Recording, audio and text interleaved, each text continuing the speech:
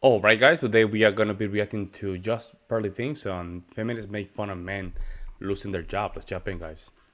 But if you still want to be in that child's life and you want to be involved, then you will have to pay child support. So, No, they take it directly out of your bank account. You can lose your fishing license. oh no, You poor can, man. you can. It is. It's really. There's men that kill Ugh. themselves over this. I know you think it's funny, but like I've interviewed men that were a mile from their kids and haven't seen them in years. In general, if there's no abuse or anything crazy like that, 50-50 off the bat as a starting point. I think that every case should be taken into account from its individual and nuanced perspective. I think that, sure, abuse should absolutely be taken into account, but also should finances, also should desire for childcare, also should geographical location, like all of these different things. But I'm asking for a starting point. 50-50 custody off the bat. I think that each partner should be looked at equitably and there should be no discrimination towards either from the get-go. From the get, like, okay, so we would agree off the bat, starting, it's 50-50. I understand if there's abuse, if there's one parent wants to work more, totally fine, they can work that out. But I'm saying to start off the bat, 50-50 custody, no child support, no alimony. No, that's not what I said. Oh, okay. No child support, no alimony. That's not what I said either. I'm asking you, what's your thoughts? Yeah, so as I previously said, I think that each case should be analyzed and should be, when it comes to finances, when it comes to abuse, when it comes to all of these things, like that's going to be so unique to each individual circumstance. So to say no alimony or full child support or 50-50, like these are people and people are complex. And so you seem to want simple answers for complex issues. No, I want a starting point. I understand that it's complicated in family dynamics. There's abusive women, there's abusive men. That would change a family dynamic. You would agree, Yeah. right? There are differences in schedules for work. Totally can be worked out. But I'm saying off the bat, 50-50 custody, no child support, no alimony. Yeah, and I disagree. Yeah. And that's my point. Whenever I talk about an issue that would help men or be more fair to men and that benefits women, you don't give me a straight answer. Who does Yeah, because she is a complete feminist fabrication.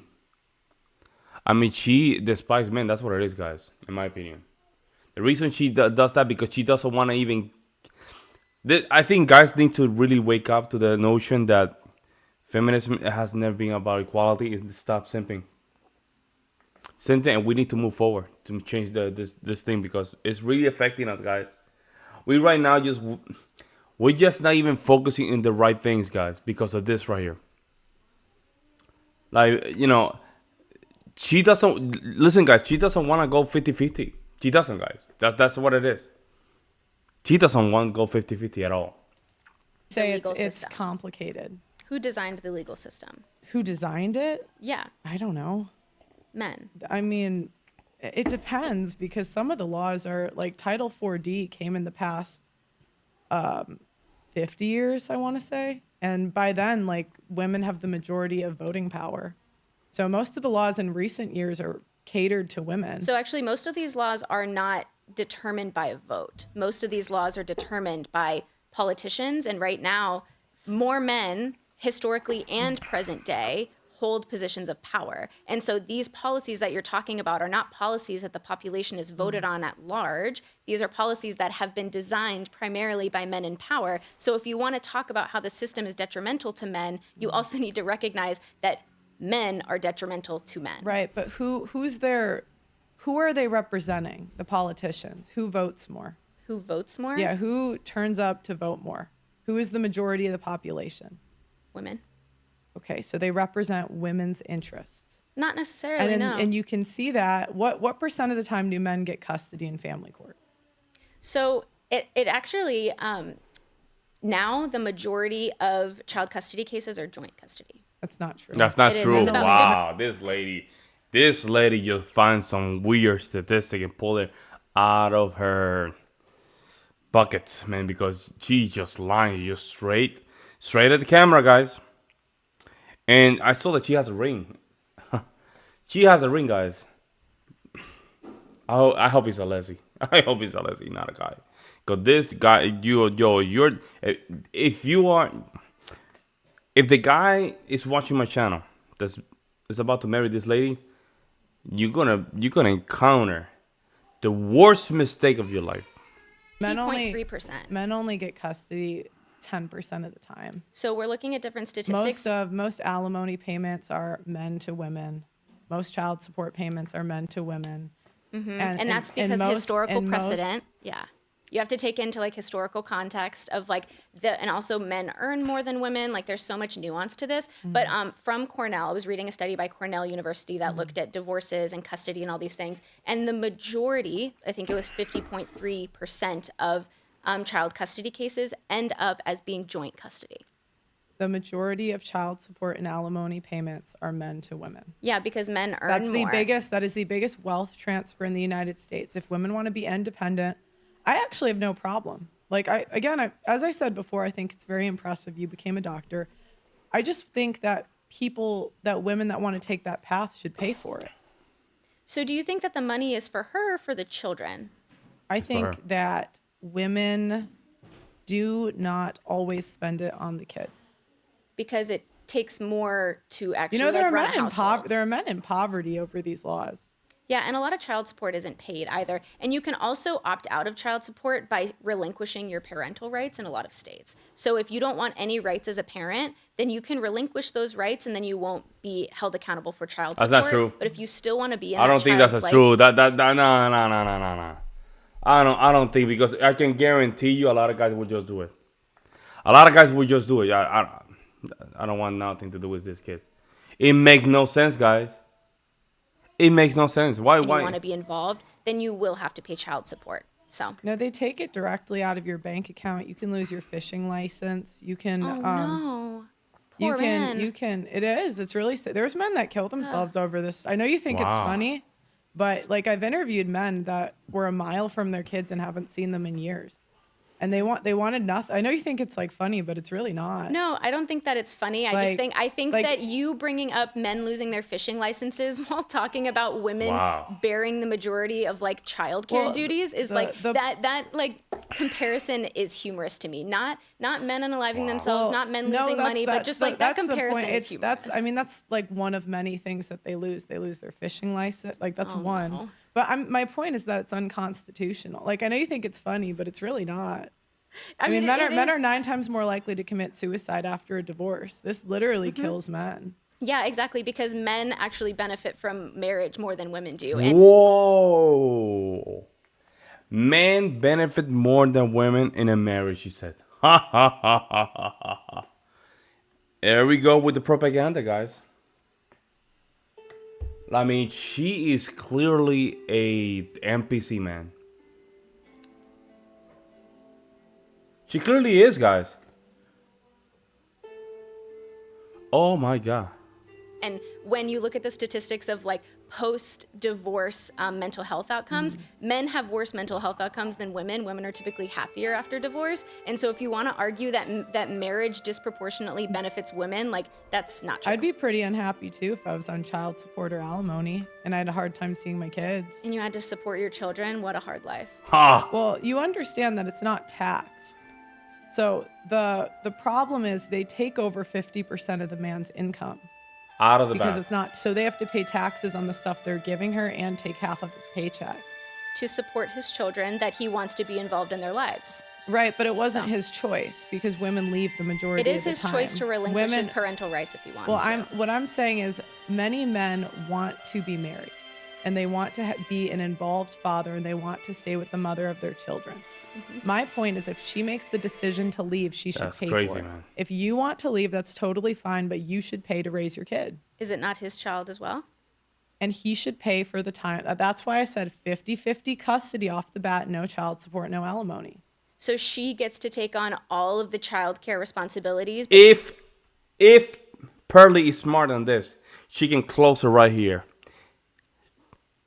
If she cannot sustain the kids, leave it to the parent that can. If she can do this, if she can't really understand what's going on right now, because now she's giving the argument that, because now she got the divorce. all of a sudden it's his responsibility to pay for those kids. Don't you think that he should pay? If it's 50-50 out of the bat, if she cannot maintain the kid, she should not have no rights on those kids. If he started the divorce. If you started the divorce, here's how things can change. You started the divorce. You started the divorce. You don't get child support or alimony. And whoever can take care of the kids should take care of the kids. Logical. Right there. That's it. If he fairly knows how to handle this, she can win the argument. He doesn't have to like pay anything. He doesn't have to have any buy-in. I didn't say all. I said 50-50 custody. He should have the kid half the time. But doesn't have to pay any money. Nothing. No, he should pay for the kid when the kid's at his house. Okay, and so the majority of the time when the kid is at the mother's house, he doesn't have to be involved in any way financially? No, she should pay for it. She has a job.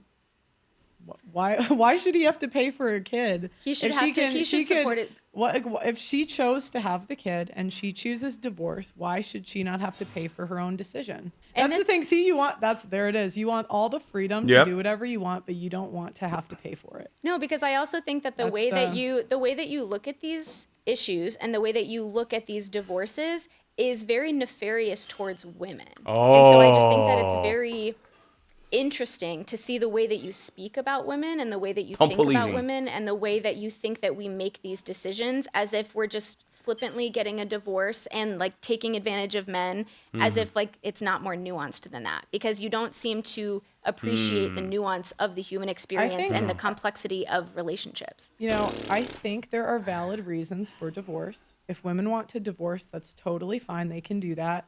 I think that they should pay for their decisions. Again, this goes back to, I say if you want the freedom to do something, you should take the responsibility that comes with it. You want them to have the freedom to do something, but not have the responsibility that comes with it. So you say you can have the freedom to divorce. Totally, we agree, right? We can have the freedom to be a single mother, to go into medicine or whatever career you want, but I think you should have the responsibility to taking care of the kids. And I don't think do you think that's unreasonable? Well, I would just flip it around, right? I would say that if men want the freedom to be a part of their child's life, then they should accept the responsibility that entails, which includes financial responsibility. But man, what an entitlement position. It's like the guy has to pay to see his kid just because. Just because, guys. Just because. This is insane. But women have the right to work now. Yeah, but men still out-earn women. Because they do harder jobs. Not necessarily, no. Because you don't think doing an infrastructure job is more difficult than the number one employers of women, which is admin, assistants, education. So education, you get out at like 3:00, 2:30. I mean, there's men dying, getting you the chair you're sitting on. There's men dying to protect you, literally. So statistically, when they look at the gender wage gap, they've shown that women in the exact same positions with the exact same qualifications make less than men. So it's not this like strange overarching pattern that you like to point out that men are in these dangerous jobs and they run society. Like that's just not true when it comes to the gender wage gap. They've controlled for these. She's clearly this, guys. I'm telling you, she's an NPC, bro. I'm telling you. We making this a thing, guys. She's clearly a damn NPC, bro. She can come up with some things out of her mouth, but you can look at these statistics. It's not true, guys. The majority, the harder jobs by nature, because that's what they do. Infrastructure, oil, military. A lot of these jobs they pay significantly high, right? That's men. It's just men that do those jobs. What the hell's wrong with her, man? Study this, and there's still a very significant gender wage gap, even when you control for different industries, different degrees, different qualifications. She's crazy, guys. Let me know what you guys think in the comment section below. We'll see you in the next one.